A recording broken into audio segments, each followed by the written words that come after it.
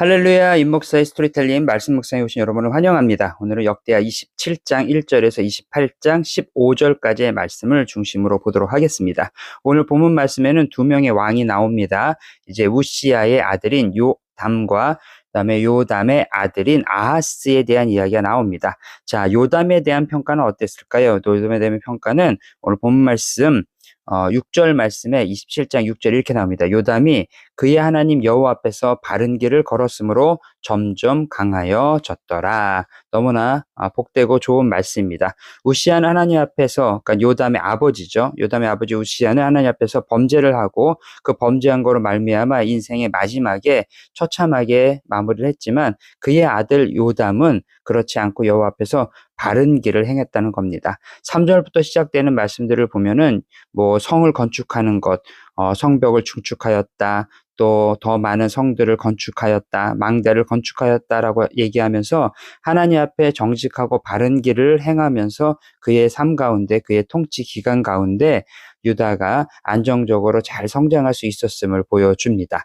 하나님께서는 어떤 분이실까요? 하나님은 공평하게 평가를 하시는 분이라는 겁니다. 하나님은 하나님 앞에서 바른 길을 가려고 하는 사람에게는 점점 더 강성해질 수 있는 많은 것들을 주십니다. 첫 번째 지혜를 주시고요. 필요한 재물을 주시고요. 사람을 주시고 이 모든 것을 감당하게 하신다는 겁니다. 그런데 요담의 통치 가운데 아쉬운 점이 하나 있습니다. 그것은 뭐냐면 본문 말씀 2절에 보니까 그가 여호와 보시기에 정직하게 행하였으나 여호와의 성전에는 들어가지 아니하였고 백성은 여전히 부패하였더라. 이제 두 가지 아쉬움인 거죠. 첫 번째는 하나님의 성전에 들어가지 못했다는 거예요. 그 이유는 그의 아버지 우시아가 분향단을 갖다가 자기가 잘 나가고 하면서 그 제사장의 업무인 하나님께 예배하는 분향하는 일까지 하려다가 나중에 어떻게 되죠? 문둥병에 걸리는 그 모습을 보고 나서 하나님에 대한 두려운 마음들이 있어서 아마 성전에 들어가지 못했을 것 같습니다. 또 하나, 백성들을 영적으로 잘 이끌지 못했다는 것, 이 부분도 약간의 아쉬움이 있다는 거죠. 하지만 역대하의 기자는 이 모든 것들을 갖다가 다 전체적으로 평가를 했을 때 그래도 요담은 하나님 앞에서 바른 길을 하려고 노력을 했고 그의 삶은 강건해졌다라고 평가를 하고 있습니다. 그런데 오늘 또 하나 살펴볼 아하스에 대한 이야기는 또 다르게 얘기를 합니다. 아하스는 어떻게 얘기할까요? 28장 1절에 다윗과 같이 아니하며 여호와 보시기에 정직하게 행하지 아니하였다라고 얘기합니다. 정직하게 행하지 않은 정도가 아니라 이스라엘, 그러니까 잘 북이스라엘의 부패한 바알 신앙들, 뭐 여러분 잘 아시는 것처럼 옳지 않은 것들, 또 하나님을 떠나서 자신들의 이익을 위해서 살았던 우상 숭배에 깊이 빠져들었다는 거죠. 특별히 여기 보면은 흰놈 아들의 골짜기에 분향하였다. 이 얘기는 자녀들을 불사르고 산당 곳곳에서 이방신들에게 제사하는 이런 것들, 정말 하나님 보시기에 옳지 않고 추악한 것들에 빠졌다라는 거죠. 완전히 다른 삶을 산 거죠. 아버지 요담의 삶과 같지 않고 그의 아들 아하스는 완전히 하나님 보시기에 옳지 않은 삶을 살았다라는 것이 오늘 이 말씀 가운데 핵심으로 드러납니다. 이러한 상황들 가운데 하나님께서 이들을 또 어떻게 하십니까? 징벌하십니다. 이들을 바르게 이끌기 위해서 하나님께서 징벌을 하셔서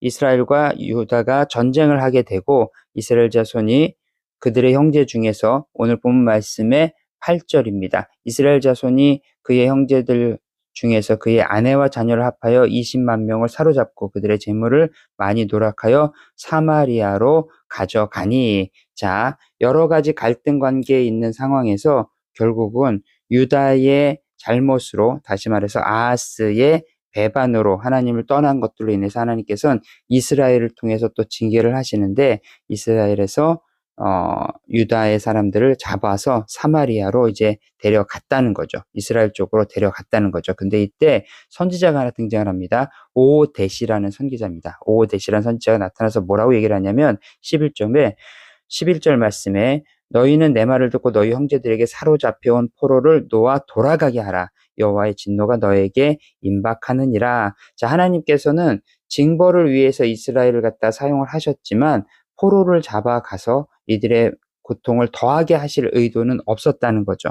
그래서 이것들에 대한 경고를 합니다. 이것은 노예로 삼는 일은 죄다, 잘못한 거다. 유다 백성은 너희들의 형제인데 그들을 노예로 삼는 것은 잘못된 거다. 그러니까 이 포로들을 다시 유다 땅으로 돌려보내라 라고 얘기를 했을 때 이 얘기를 들었을까요, 말았을까요? 네, 오늘 본문에 보니까 이 말을 듣습니다. 12절부터 얘기한 내용들은 이스라엘이 유다의 포로들을 석방하게 됩니다. 그리고 그들을 잘 대우하고 그들의 필요한 것들을 공급하고 그들에게 다시금 자유를 선포하는 이런 일들이 나타납니다. 오늘 본문의 전체적인 말씀을 통해서 하나 깨닫게 되는 것은 하나님께서는 공평하게 모든 것들을 평가하시고 우리도 그렇게 공평하게 삶을 살기를 원하신다는 겁니다.